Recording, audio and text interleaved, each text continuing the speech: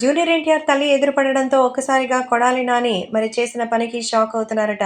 మొత్తానికి జూనియర్ ఎన్టీఆర్‌కి సంబంధించినటువంటి తల్లులు, జూనియర్ ఎన్టీఆర్‌కి సంబంధించిన తల్లి శాలిని గారు మరి ఎంతో చక్కగా ఒక గుడి దగ్గర కొడాలి నాని కుటుంబానికి ఎదురైంది. దీంతో కొడాలి నాని అయితే మరి తన ఆశీర్వాదం తీసుకున్నట్టుగా తెలుస్తోంది. హరికృష్ణ గారు బ్రతికి ఉన్నప్పుడు హరికృష్ణ గారితోనే ఉండేవారు కొడాలి నాని.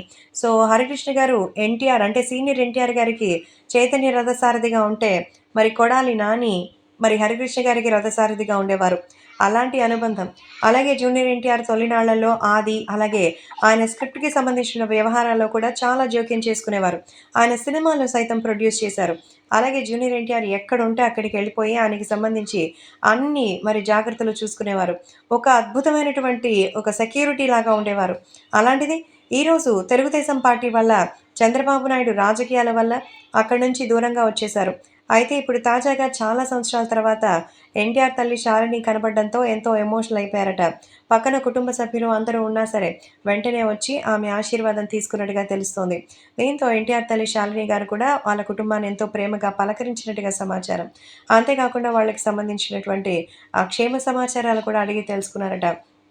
దీన్ని బట్టే జూనియర్ ఎన్టీఆర్, కొడాలి నానికి మధ్య ఉన్నటువంటి అనుబంధం ఏంటో మరి ఈసీగా అయితే తెలుస్తోంది. కాబట్టి ఇప్పుడు ఈ విషయాలు సోషల్ మీడియాలో సైతం ఎంతో సెన్సేషనల్‌గా మారుతోంది.